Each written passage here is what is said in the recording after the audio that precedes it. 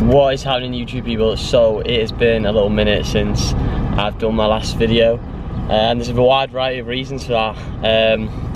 Mainly exams, work. I've been busy, but I'm ready to get back into the YouTube game, if you will.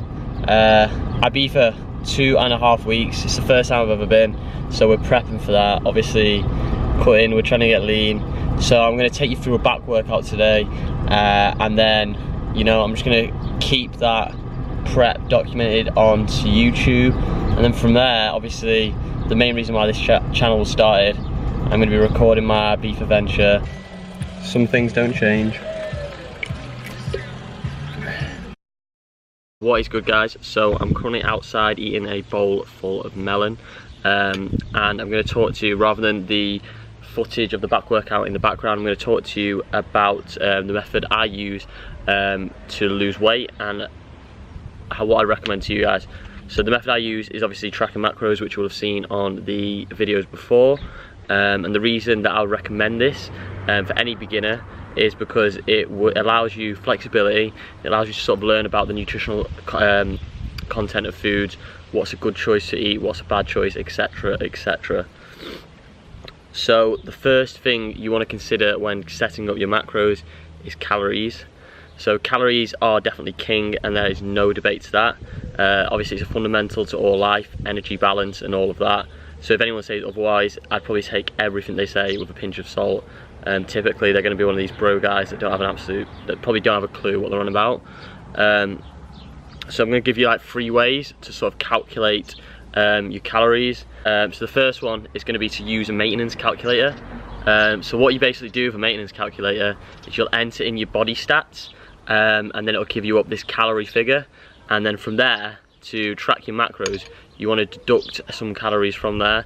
I'd probably say 300 to 500 per day, and then that'll allow you to sort of lose weight. Good melon. Another way is going to be to track what you eat in a typical day stroke week, and then from there calculate the calories per day that you're consuming, and then deduct 300 to 500 calories. This is probably going to be the most specific way there is, and you know, it's probably the best way. However, obviously if you're tracking on a day where you're consciously sort of trying to like eat less to lose weight, then it's not going to give you a very accurate recommendation. So that's sort of like the negative effect of that one. Obviously if you do it right, it's going to be the best way, there's no doubt about it. Obviously you could track what you do in a week and then average it out, but yeah, that's just probably the best way you're going to get. Or a method which you can use if you already have a rough sort of idea is to simply just test the waters, and that's going to be take like sort of a random shot at what you think you'll need to lose weight, and then maybe go slightly higher than that, just to sort of back yourself, because you don't want to go lows lower. And that's the method that I sort of use. Obviously I've been doing this for a while now, so I sort of know that I can lose weight on 2,400 calories at the start of my cut, and I'm going to be into that into that range of weight loss that you want.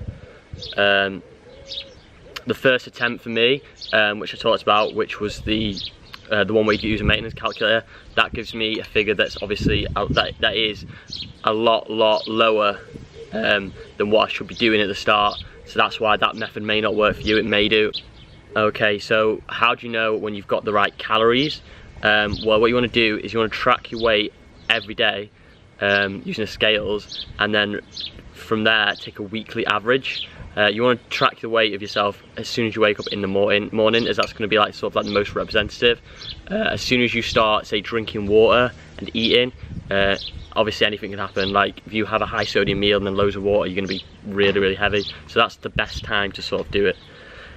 And then obviously you want to track, you want to sort of divide your every weigh-in of the week by 7, and that's going to give you a weekly average. Obviously do that each week. And then you want each week to week to be sort of, the general recommendation is 1% of your body weight in like pounds, or well, in any way you do it. In any way you do it, yeah, 1% of your body weight, because obviously if you did pounds or kilos, it would give you the same number, just in the right unit. Okay, so oats, but like the recommendations that are general, more general than that, is going to be for like anywhere from 1 to sort of 2 pounds. So after calories, the next most important thing for maintaining muscle is your protein. And your protein, if you go on the internet, you'll see a very wide variety of recommendations, ranging from the low of about 0.82, which is probably what you'll find in the scientific literature mostly, up to the very excessive, which is about 2, which is extremely bro, and I wouldn't recommend. So I tend to go for the 1 gram per pound of body weight, which for me is about 160 at the start of my diet, and then I stick to that. I don't sort of decrease as the weeks go by, I just sort of stick to that straight up protein. But you know, find what you want to do. Obviously, if you want to go a bit higher on protein, that's a personal preference. It doesn't matter too much. So the next thing is obviously your carbs and your fats. Now you're gonna have a minimum fat requirement, and you don't want to go any lower than this because it's going to start playing with your hormones. So that's going to be about 15% of your total calories from fat. So how you'd work that out is you'd go 0.15 times by the total number of calories that we calculated previously, and then you want to take that number and divide by 9, because there's 9 calories per gram of fat, and then that'll give you a number. That's probably lower than I'd want to go. Let's move inside because there was a lot of noise outside. So where we're up to is we've calculated our minimum fat, and now I want to say a quick point, is that in terms of fat and carbs, you want to think of them as sort of a spectrum, and you can go from like a minimum low to like of fats to like a maximum high, and then sort of filling carbs with the rest. You can have like a high carb or a low carb approach, or a high fat or low carb, a high fat or low fat approach, whichever way you want to think about it. So what are the benefits and drawbacks to each?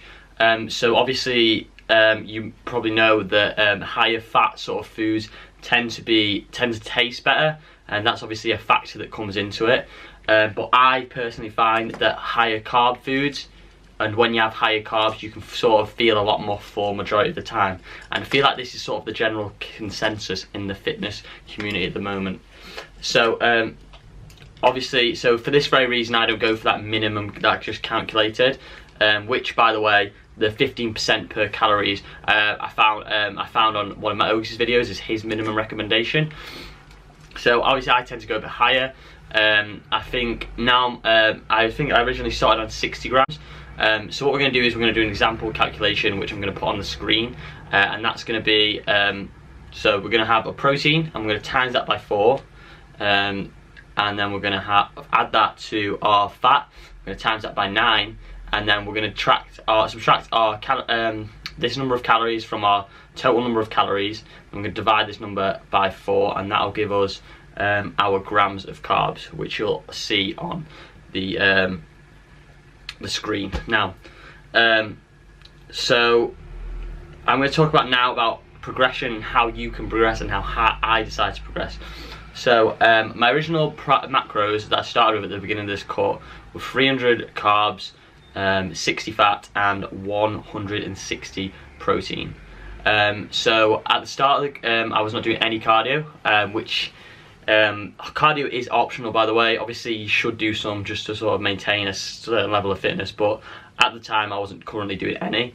So the first thing I'd personally do is up my cardio, and that's just because I'd rather eat more and do more cardio than eat less and not do any cardio. And then another approach is obviously cut calories. If you've got room, you can cut it from your fats. So at one point I cut down my fats from 60 to 50. I think that would have been my first move, was to do that. And then I think I upped cardio, so I did about 2 times 400 calorie sessions, and then towards the end I deduced carbs, and now my current macros are 250 carb, 50 grams of fat, and 160 protein. And I can't really see my calories going much lower, to be honest. I might drop them to 200 for the last week before IBIZA, but you know, we'll see how it goes. Next thing I want to talk about is obviously fruit and veg. Macronutrients are extremely important, so I always try and get like at least 4 of my 5 a day. Obviously I aim for 5 or more. I'm probably, yeah, 4 is a minimum, but obviously try and aim for a lot more. And what you're going to realise, and is that whole foods tend to be a lot more satiating than obviously cheap foods, and whereas you can get away with eating a shitload of cheap foods, you're not going to want to do that in the long term, and it's not sustainable. So yeah, guys, that's going to conclude my progression and in my diet, and sort of how I go about things when I'm cutting. And yeah, you feel free to take this advice, don't, it's up to you. But obviously enjoy the rest of the video. Got a little physique update coming up, and I will catch you guys in the next one.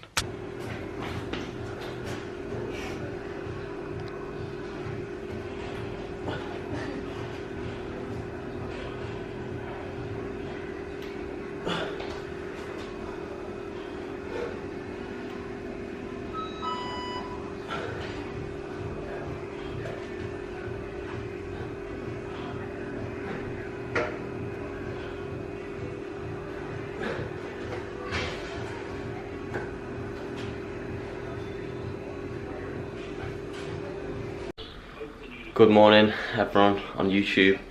It's an absolutely beautiful day here in Cheshire. We're in the midst of a heat wave, and I'm going to make the most of that by tanning. Something that I advise everyone to do before they go away on a lad's holiday is get a bit of a base tan, or any holiday for that matter, with girls' holiday, anyone who's watching this channel. So it's about 10:15 and I'm going to have my second coffee of the morning. Because, you know, I don't want to get to the gym soon. I just want to go outside and just sunbathe for a little bit. Gonna chill out, gonna listen to an audiobook. Market Wizards is the one I'm listening to at the moment on Audible. It's about interviews with like traders, something that like I'm sort of interested in, apart from fitness, and obviously my chemistry degree is one of my sort of hobbies, if you will, interests. So I'm gonna continue listening to that. About halfway through at the moment, so I'll let you know how the whole book was as a whole when I finished it. But yeah, second coffee in the morning, get some breakfast in about an hour or so, maybe an hour and a half. So guys, going back to my previous point talking about Audible, I couldn't actually big it up enough. So like, anyone who knows me well will know that majority of the time I spend, well, not majority of the time, a lot of the time, a lot of my free time even, I'll spend like watching sort of like educational videos on stuff I'm interested in, mainly on YouTube. I'll actually, in future video, maybe this video towards the end, I'll talk about which channels I actually follow for like educational purposes. They're mainly sort of like science ones, and also like a lot of cryptocurrency ones, because I'm really into that, and also trading ones. So I actually had a friend who recommended Audible to me quite a while ago, but I sort of like shrugged it off and just didn't get into it, because it wasn't really a book that I really felt the need of, that I wanted to sort of listen to. But anyway, one of these YouTube accounts that I do follow recommended this book, and that's why I've got it out. His name's like Alessio. I might put the name on the screen if I remember. Alessio, and he's like a trader and does a lot of videos on sort of like trading, Bitcoin, that sort of thing. But yeah, like, I couldn't recommend it enough. You know, our generation, we're not sort of into reading. It's sort of like I don't want to say it's a dying trend, but I'd rather personally be listening to something than reading something, just because I think it provides a lot, it requires a lot less focus. It allows you to sort of really get into it and visualize it a lot more, I find personally anyway. So I think, yeah, like, if you've got an interest and there is a book you're interested in, see if it's on there, try out, you get a free trial, and you know, I'm going to continue paying for the subscription fee for it, because I'm really enjoying it. You know, days like today, obviously you could be outside sunbathing and listen to music, but you know, you can only listen to music for so long, in my opinion. And also it's like a nice break, and sort of like an educational break. So yeah, man, if you just check it out, find a book you're interested in, and then honestly I think you'll be pretty hooked on it. I've listened to like 6 hours worth of a 12-hour book so far, and I'm thoroughly enjoying it, to be honest, guys. So yeah, that's just a standard brain fart, but we'll keep it rolling. Yeah, just thought I'd sort of elaborate on what's previously said. That's my little pup. He won't stop barking. But yeah, obviously I'm just gonna chill here, stick the book on in a sec, and just gonna enjoy this nice weather and then head to the gym after my breakfast.